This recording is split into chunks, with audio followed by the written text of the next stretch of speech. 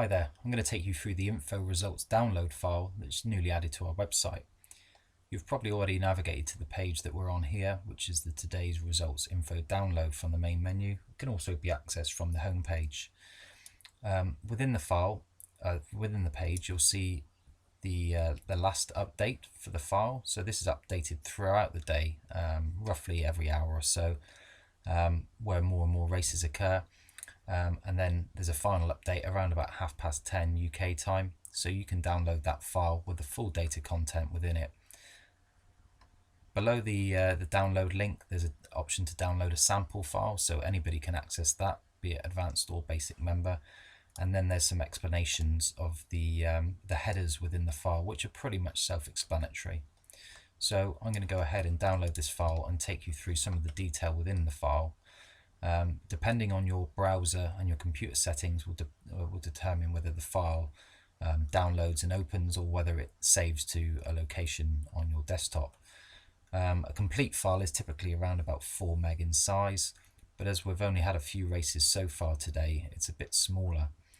So as you can see, this is now opened up on the screen, and it's a fairly self-explanatory file. Certainly the first few columns. It's a summary of the races that have already taken place each day. As I said, the file is overwritten every day, so if you did want to keep a copy, feel free to make to save and create your own archive on your desktop. So we have the date, the place, the industry SP, which is the starting price trackside, the time the race went off, how many runners, the name of the course, the class of the race itself, and that's for UK and GB only. The race distance, the age of the horse, obviously importantly the horse's name, and then we've got the trainer, jockey, and the weight that the horse is carrying, those details.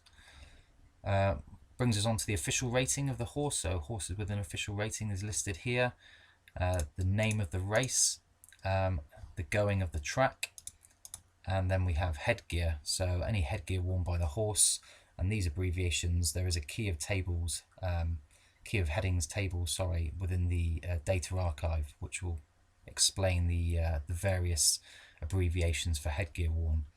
And then we have the winning distance. So there are two facets to the winning distance column. We have the distance between the horse and the horse in front, so between fourth and third was ahead, and then we have in the bracketed figure is the distance between the horse in question and the winner. So it was 2 lengths between Fleetwood Pier, who was fourth, and Intrusive, who won the race. We then have some in-play and odds-related data. So we have the minimum price and the maximum price that the horse traded in play. We have the silk number that the horse wore during the race, and the pre-race pace rating as well for the horse. We have the Betfair SP, so the official starting price for the horse. And then we have some unique information, not widely available, which is the odds, the last traded price before post time. So we have 15, 10, 5, 3, 2, 1, and at post time. So we have the odds, the last traded price. You can see this one fairly stable the last 5 minutes. This sort of information is very useful for people looking for steamers, drifters, and any trends at certain tracks or certain horses. You can build up an armory of data there, and then start analysing past trends and applying them to future races where certain criteria have been met, and the horse has eventually gone on to win or lose. You can look for back or lay angles. And then further to the right hand side we have the in-play traded prices. There is an in-depth video that we've released on YouTube, so if you go to our football-bet-data channel on YouTube, there is an in-play later back to lay video which goes through the certain ways that you can exploit this data to your advantage. There are tons of ways that you can use this information, so that's just giving you an indication. And just as a summary for the data within this file, so we start with the last traded price, so basically the price just before the market closed or suspended. And that goes right through to the beginning of the race, the first traded price once the market went in play, and you can pick up all the volatility within the race itself in between. Now, as I said, in-play horse racing is very volatile. The odds swing and bounce about all over the place. To capture every odds movement would be nigh on impossible.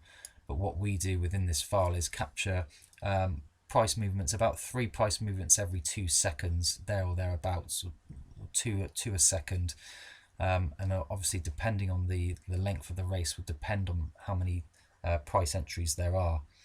So that's a brief summary of this file. I hope you have enjoyment using it and you can use it to your advantage.